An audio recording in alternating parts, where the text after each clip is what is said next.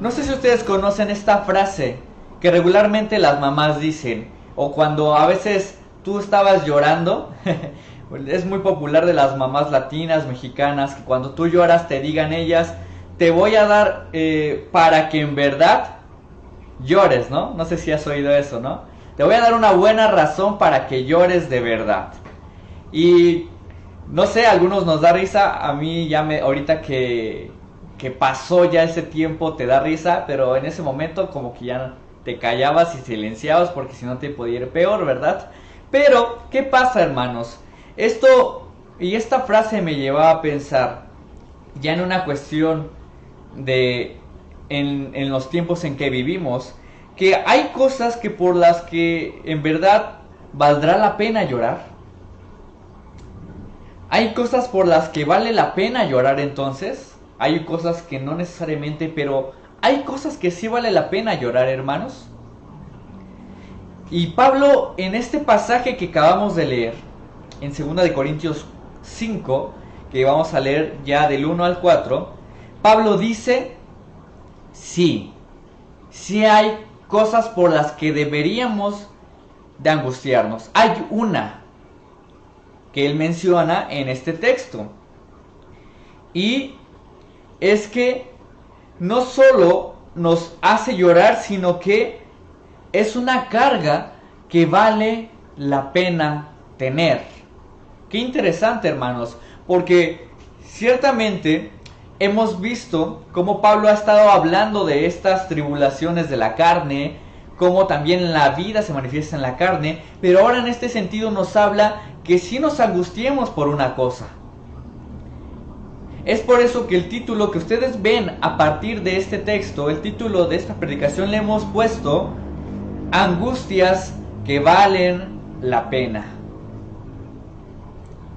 Como les he comentado, Pablo habla de la muerte que él siente o que él ha sentido a causa de seguir el evangelio.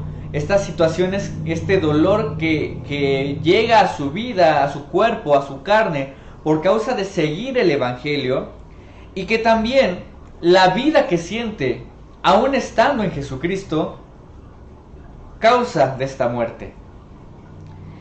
Y la semana pasada veíamos cómo Pablo también nos daba palabras de ánimo, de manera que estas cargas que tenemos las viéramos de una forma ligera, porque Cristo las está sosteniendo por nosotros. Y esa era nuestra palabra para animarnos el día de la semana pasada, este día domingo. Pero fíjense que dice Pablo que hay una carga que es buena. Porque regularmente decíamos, Pablo reconocía evidentemente que Jesucristo, todas estas cargas que él las siente pesadas, Jesús las lleva por él. Pero hay una carga buena, pareciera ser que habla esto Pablo. ¿Y cuál es esta carga, hermanos? ¿Qué es lo que dice el versículo 1? Estamos en el versículo 1, capítulo 5, hermanos, para que podamos seguir este estudio, esta meditación de su palabra. Y dice, porque sabemos que si nuestra morada terrestre, este tabernáculo, se deshiciere, tenemos de Dios un edificio, una casa no hecha de manos, eterna en los cielos. Entonces, hermanos, ¿quién de nosotros les gustaría resucitar hoy mismo? ¿A quién de nosotros le gustaría resucitar hoy, hermanos? La realidad es que muy pocos dirían que yo quisiera resucitar ya hoy. ¿Por qué? ¿Por qué muy pocos les gustaría resucitar hoy? Bueno, porque resucitar regularmente, ¿qué implica, hermanos? Implica morir. Por eso muy pocos les gustaría resucitar hoy, porque eso implica morir. Y eso para muchos hermanos, el morir es algo que les da miedo, es algo que ven como una carga para sus vidas. Y Pablo, hermanos, lo que quiere es que no sientan que la muerte es una carga. No quiere que sientan que la resurrección es también como una carga. Pablo lo que quiere es que cambien esa perspectiva de que sientan una carga por la resurrección, por el morir. ¿Y cómo lo quiere hacer, hermanos? Quiere usar ilustraciones para poder nosotros entenderlo mucho mejor.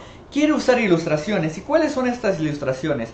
Dice en el versículo 1 que nosotros tenemos una morada, ¿verdad? Este tabernáculo, dice Pablo. Y tú podrás preguntarte, ¿y a qué se refiere con la morada, con el tabernáculo? ¿Qué son estas cosas? Bueno, a esto se refiere Pablo porque lo hemos estado viendo a lo largo de esta semana, con nuestro cuerpo. Este cuerpo terrenal, ¿sí? El cuerpo terrenal es este tabernáculo, es esta morada que nosotros estamos teniendo, esta morada temporal. ¿Y qué es lo que tienen en común estas dos que menciona Pablo? Esta morada y esta casa. Dice que se deshacen. Ajá. Pero aquí hay una comparación. Pero en Dios tenemos un edificio. ¿Sí? ¿Vemos ahí la comparación? Nosotros tenemos este cuerpo terrenal, es como una casa, es temporal, es pasajera, es pequeña, es frágil, pero en Dios tenemos un edificio. De manera, hermanos, que les pongo este ejemplo. Imagínate, hermano, imagínate a una persona que vive ahorita en una chocita muy pequeña, que vive en una chocita muy frágil, una chocita con muy poco espacio. Pero ¿qué pasaría si a esa persona, hermanos, le dijeran que ese no es su único hogar, sino que tiene una mansión? ¿Qué pasaría, hermanos? Pues evidentemente a él le preocuparía qué le pasara a su chocita. No, ¿verdad? Porque tiene otro hogar más grande, más fuerte, una fortaleza, una estructura más fuerte, y por eso no le preocuparía qué le pasara a esa chocita. Es más, hasta buscaría la forma de estar allá, ¿verdad? Así como que les pago para que destruyan esta chocita, y porque yo ya me quiero ir a vivir a esa casa que me dijeron que tengo allá, ¿no? Que no se compara a esta que tengo hoy. Pues a eso se refiere Pablo. Más allá de la morada, se refiere al cuerpo. Entonces, Pablo lo que quiere hacer es que anhelen justamente tener ese cuerpo resucitado. Que sí, que evidentemente hay preocupaciones en este cuerpo terrenal, cuando nos duele, cuando nos afectan las tribulaciones, las angustias, pero que anhelen por sobre todas las cosas, incluso más que las aflicciones que viven, poder estar en ese cuerpo que les espera en Cristo Jesús. Pablo espera que anhelen ese momento en el que Dios les dará ese cuerpo. Comparado con un edificio es mejor. De manera que cuando haga esta comparación, ellos digan, quiero resucitar. Si este es un edificio, si este cuerpo es como un edificio fuerte, grande, que no se... que ya no hay en este dolor, yo quiero ya resucitar entonces. que sea así. Ya quiero estar ahí. Quiero estar en ese momento. Pero incluso Pablo dice, pero este edificio no tiene que ver nada con los que ustedes han visto a lo largo de su vida.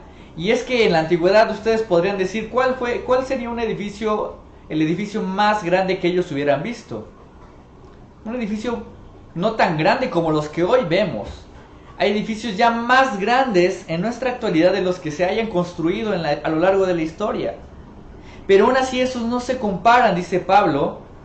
Todo lo que está hecho por hombres, todos estos edificios no se compara, porque este edificio que ustedes tienen es un edificio que no es hecho por hombres. Es un edificio que es eterno. Y lo que Pablo quiere es que después, si les dice que es un edificio, pues obviamente queremos resucitar todavía con mayor anhelo. Que si les impacta la idea de un edificio, ahora el hecho de que sea un edificio como el que nunca han visto en este mundo, pues con mayor razón queremos resucitar. Quiero yo resucitar con mayor anhelo todavía. Eso es lo que quiere Pablo, que ellos puedan tener ese anhelo por resucitar, por llegar a ese momento, hermanos. Ahora, hermanos, aún así uno podría pensar que cuando hoy vive aflicciones en este momento, uno no piensa en resucitar. ¿Sí? Uno en ese momento, cuando vive aflicciones, cuando vive momentos de dolor, de sensación, de duelo, lo que menos piensa es en resucitar, es lo que piensa es en su aflicción. Pero ¿qué dice Pablo con respecto a esto, hermanos? ¿Cómo poder seguir viendo hacia la resurrección en lugar de ver mi aflicción? ¿Qué es lo que dice el versículo 2? Vamos a leerlo. Y por esto también gemimos deseando ser revestidos. ¿De qué, hermanos? Revestidos de aquella nuestra habitación celestial. Entonces, hermanos, aquí vamos a ver esta palabra dice que gemimos, o sea, lo vamos a ver a lo largo de este capítulo 3 veces, hasta más es probable. Y estos 3 gemidos, ¿a qué se refiere? Se refiere a un dolor interno, a uno que se expresa en forma de queja. Este dolor interno por una aflicción, por una enfermedad, se expresa en queja a Dios. De hecho, si ustedes van al Antiguo Testamento, esta misma palabra de gemido en griego, en la traducción de los 70, que es la traducción del Antiguo Testamento en griego, también hay esta misma palabra en Éxodo 2, 23. Y si quieren, acompáñenme para que lo leamos. Éxodo 2, del 23 al 25. ¿Qué es lo que dice, hermanos? Fíjense lo que dice para que vean cómo se usaba en el Antiguo Testamento o cómo se quiere usar de la misma manera. Éxodo 2. ¿Y qué es lo que dice Éxodo 2? Del 23 al 25. Fíjense lo que dice, hermanos. Dice: aconteció que después de muchos días murió el rey de Egipto, y los hijos de Israel gemían a causa de la servidumbre, y clamaron, y subió a Dios el clamor de ellos con motivo de su servidumbre, y oyó Dios el gemido de ellos, y se acordó de su pacto con Abraham, Isaac y Jacob. Entonces vemos, hermanos, que ellos, ¿por qué dice que gemían, exclamaban su dolor? Porque eran esclavos y expresaron su queja, su dolor por ser esclavos a Dios, y Dios escuchó, ¿qué dice? Sus gemidos, cómo oían, cómo agonizaban de dolor. E incluso en Romanos 8:22, ustedes también pueden encontrar esta palabra como Pablo hace esta comparación de estos gemidos con los dolores de parto. Hace esta como su igual, que este dolor es un dolor que se puede comparar con los dolores de parto. De manera que esta situación de los gemidos expresan un dolor, una situación de agonía en el ser humano, hermanos. ¿Y esto por qué se da? Por las aflicciones. Aquí está diciendo Pablo, en este sentido, en el Antiguo Testamento sí lo vemos que es por las aflicciones. Y lo usan para el esclavismo que tenía Israel. Pero Pablo aquí dice que por qué hay estos gemidos. Dice que por eso también gemimos. ¿Por las aflicciones? No, no dice eso. Dice deseando ser revestidos de aquella nuestra habitación celestial. Entonces, Pablo dice, yo no estoy agonizando de dolor o no me estoy quejando porque tengo aflicciones en este momento, sino mi queja y mi dolor es porque no tengo este cuerpo resucitado. Si vemos la diferencia, hermanos, una cosa es cómo vemos esta situación de queja, de dolor, de agonía por las aflicciones, pero Pablo dice, yo no me aflijo por eso, sino que me aflijo porque no tengo ese cuerpo resucitado ya. Esa es mi aflicción, no tener la resurrección ya. Ahora, como vemos, hermanos, la idea de Pablo es que quieran anhelar la resurrección, y por eso Pablo está diciendo, yo quiero anhelar la resurrección, porque en lugar de canalizar mis gemidos, mi agonía, mi dolor en las aflicciones, lo que quiero canalizar es ese anhelo de salir de la tribulación para resucitar. Quiere canalizar esa agonía en la resurrección. Y tú podrás preguntarte, ¿por qué? ¿Por qué quiere como que desviemos la atención de nuestra aflicción? Desviemos nuestra atención de la angustia. Porque dice Pablo, y esa es la intención de Pablo, si tuviera este cuerpo ya, no solo esto acabaría, sino que ya no se repetiría, ya no se repetiría esta agonía una y otra vez. No sé si ustedes escucharon el día viernes, hermanos, que oramos por una de las hermanas de mi tía, es la mamá de Diana, una de sus hermanas, que ella decía que cuando le hicieron el tratamiento del cáncer que ella tenía, pues lo había acabado y al parecer ya no había rastro del cáncer.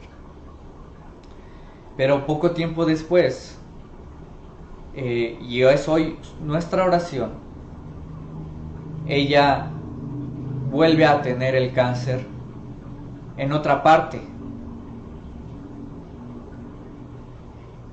Entonces, vemos esto, hermanos. Esto es lo del cuerpo terrenal. Porque es ahí que Pablo quiere también expresarnos. Si la hermana de mi tía tuviera un cuerpo totalmente distinto, ¿pasaría lo mismo, hermanos? ¿Que volviera a surgir esto? Pues no. De manera que su anhelo no necesariamente ya sería ser sanada de ese momento, porque este cuerpo, es lo que dice Pablo, este cuerpo evidentemente puede enfermarse una vez más, este cuerpo evidentemente puede regresar, retornarse el padecimiento una vez más, las angustias a nuestro cuerpo se repiten constantemente, pero si tuviéramos un cuerpo resucitado, esto no pasaría.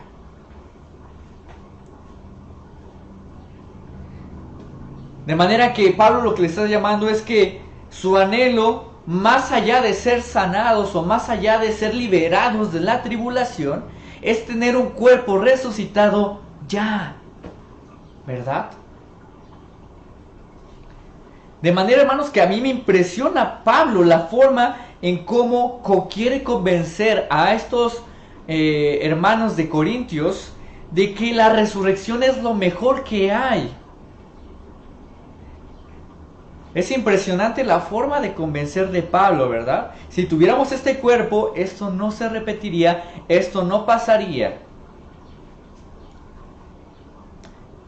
Y lo que Pablo quiere es que ellos anhelen la resurrección. Quítense esa idea de que si resucito, me voy a tener que despedir de todo esto, porque ya allá no se repetirá una y otra vez lo que vivimos hoy. Pero aún así puede haber dudas, hermanos, ¿verdad? Puede haber dudas como, ¿deberíamos entonces anhelar morir para resucitar? ¿Sí? ¿Deberíamos entonces ya querer que Dios nos quite, para que ya me quite la aflicción, ojalá Dios ya llévame contigo? Ya no quiero sufrir, ya quiero estar contigo. Que ese luego a veces es la oración de algunos. Ya no quiero sufrir más. Quítame esto para que ya el dolor se vaya. Y hermanos, eso no es nada fuera de lo común, porque muchos lo han pensado, incluso los griegos lo pensaban, por eso Pablo lo está hablando. Los griegos veían bien incluso el suicidio. Que si había personas que no podían aguantar las cargas de la tribulación que viven en ese momento, era válido quitarse la vida para poder ser para liberarse y que su alma pueda ya ser libre, ¿verdad? Que veamos que esta idea del alma y cómo lo veían los griegos, Pablo también quiere cambiarla para ellos. Entonces ellos veían válido, estaba bien, ¿sí? Era válido. Pero Pablo no quiere que piensen eso, hermanos. Y también la idea de esto es no necesariamente anhelar ya morir para ya estar allá y evitar todo el sufrimiento aquí. Esa no es la intención de Pablo. Porque incluso en Filipenses 1:21, ¿qué es lo que dice Pablo? Para mí el vivir es Cristo y el morir es ganancia. Para mí el vivir es Cristo y el morir es ganancia. Esto no quiere decir que el morir es mejor, sino lo que está diciendo Pablo es que lo que anhela con todas sus fuerzas es la resurrección. Pero no anhela quitarse la vida para llegar a la resurrección. ¿Sí? ¿Lo entendemos, hermanos? Él sí anhela la resurrección, pero no anhela quitarse la vida o no anhela ese momento de muerte para llegar a la resurrección. Para llegar a ese momento. De hecho, incluso ustedes pueden ver en el Salmo 30 que la concepción que tenían los hebreos, los judíos, de quitarse la vida no era la más adecuada. De hecho, el Salmo 39, ¿qué dice, hermanos? ¿Qué provecho hay en mi muerte? Es lo que decía el salmista. ¿Qué de bueno tendría morir? ¿Te alabará el polvo? ¿Anunciará tu verdad? Es lo que dice el Salmo 39. Es como, ¿qué provecho hay en morir? Porque si muero, ya no podré alabar a mi Señor en este lugar. ¿Qué provecho tendría morir?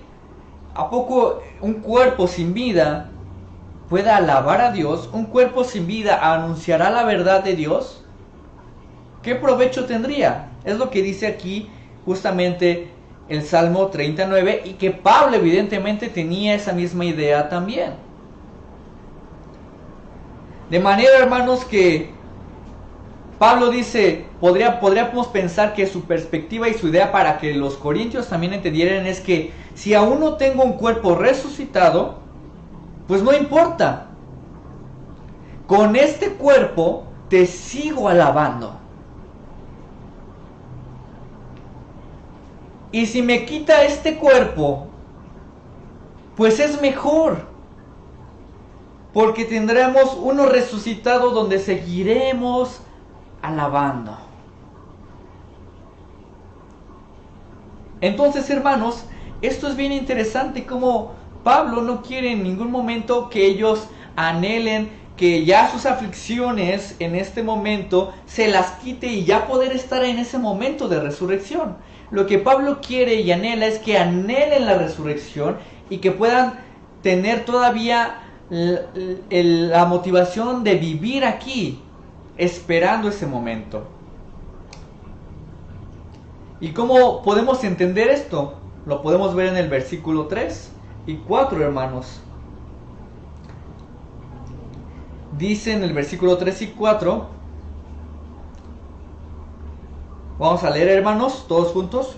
Pues así seremos hallados vestidos y no desnudos, porque asimismo los que estamos en este tabernáculo gemimos con angustia, porque no quisiéramos ser desnudados, sino revestidos para que lo mortal sea absorbido por la vida.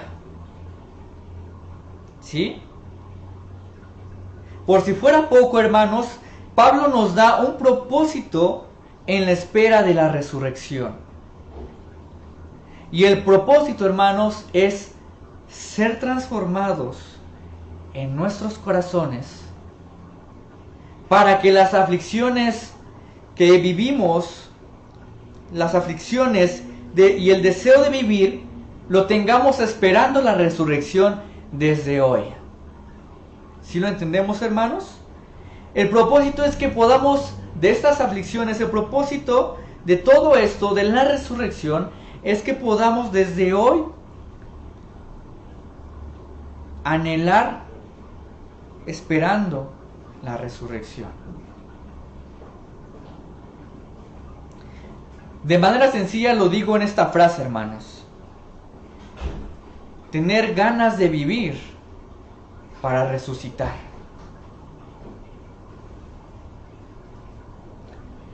Entonces, hermanos, la resurrección es más que solo librarse de las aflicciones.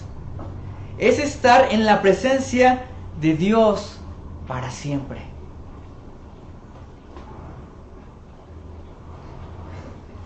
Es estar en la presencia de Dios para siempre. Más allá de que muchos quisiéramos ya resucitar para estar con Dios, ya no sufrir más aquí, el anhelo, el propósito correcto y mejor es estar con Dios para siempre.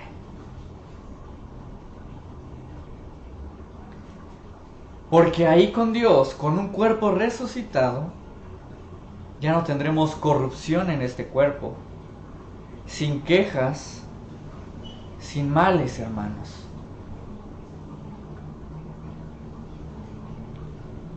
Es por eso que yo te quiero preguntar el día de hoy, hermano, hermana, ¿y tú por qué quieres resucitar? ¿Por qué quisieras un cuerpo resucitado? ¿Por qué quisieras estar con Dios hoy?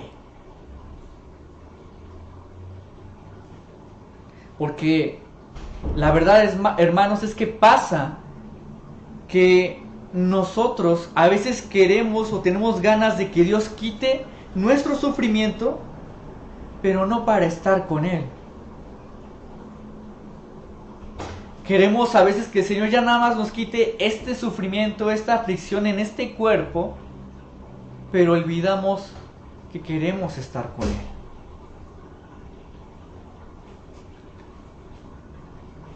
Y es que esto es natural, hermanos, porque en nuestra misma cultura tenemos la idea del remedio inmediato, ¿verdad?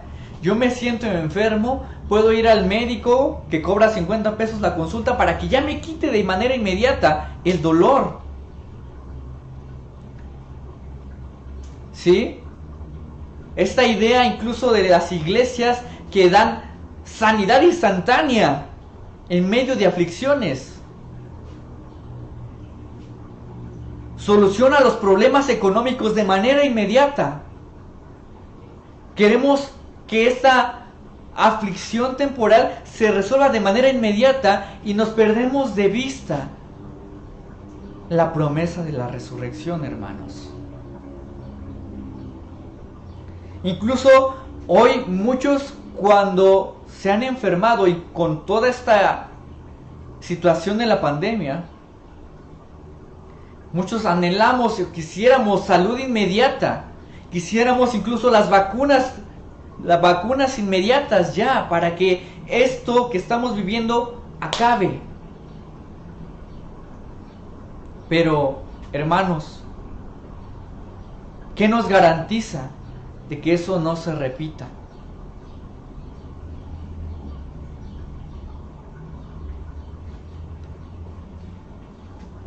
Sin embargo, hermanos, el creyente, el que está en Cristo Jesús, ve la resurrección más fuerte que la aflicción.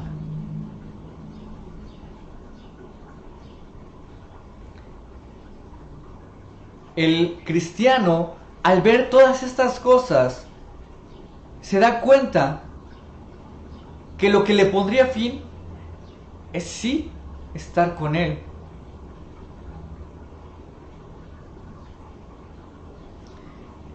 Y es que la verdad, hermanos, como les comento, en la cultura es muy difícil pensar esto. Pero todavía es más difícil pensar en la resurrección. Sería aún más difícil pensar en la resurrección. Y tú me dirás, ¿cómo pensar en la resurrección cuando un familiar sufre todos los días por una enfermedad? Por algo que lo hace agonizar constantemente, de dolor, que lo hace quejarse totalmente de dolor, como lo leímos con Job, ¿verdad? ¿Cómo en momentos así podemos pensar en la resurrección o querer la resurrección?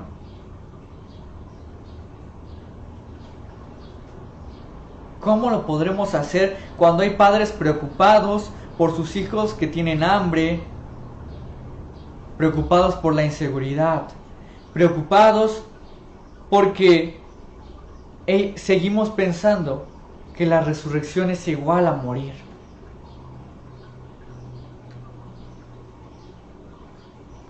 ¿Cómo pensar en la resurrección si esto es igual a morir?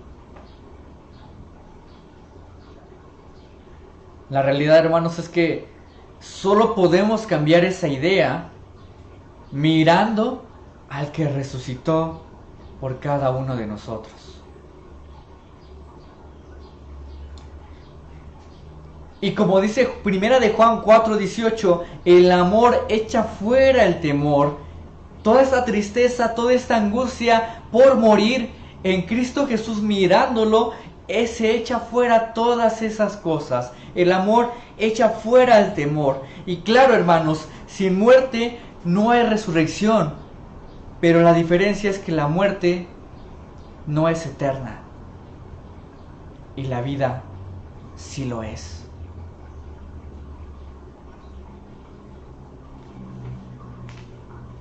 Hermano, puedes ser sano en este cuerpo que también padecerá una y otra vez, hermano. O puedes mirar a Jesús y entender que tienes vida no solo hoy, sino para la eternidad. Y si tú tal vez aún no sabes cómo llegar a esa vida eterna, Jesús nos ha dicho que Él es el camino, la verdad y la vida. Y nadie puede ir al Padre porque todos, por este mismo cuerpo que ha estado metido en la corrupción, que se sigue doliendo, sigue padeciendo, no puede buscar a Dios.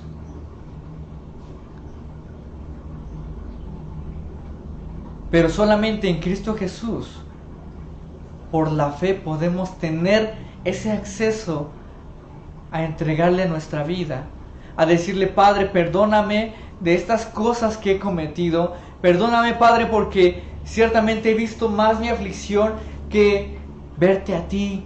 Perdóname, Padre, porque cuando hay aflicción, en lugar de refugiarme en ti, me refugio en otras cosas. Perdóname, Señor.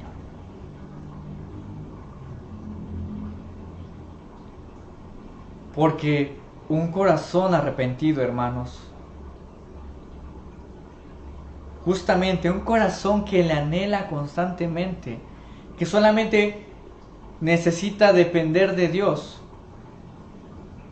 se da cuenta que la resurrección es lo mejor que puede esperar hoy. Lo repito una vez más, hermanos. Podemos nosotros anhelar que Él sane este cuerpo, estas dolencias hoy, y se volverán a repetir seguramente, o podemos mirar a Jesús como Él nos garantiza la resurrección, que incluso como muchos hombres siguieron fielmente a Jesús muriendo a causa de Él, porque sabían que la resurrección era verdad en Jesucristo, y poder tener vida eterna para siempre, hermanos. No solamente hoy temporalmente, por la eternidad. ¿A quién iremos, hermanos? ¿Qué anhelaremos? ¿Por qué quieres resucitar? Esa es la verdadera pregunta, y en Jesucristo ha sido respondida. Resucitar para estar con Él para siempre. Vamos a orar, hermanos.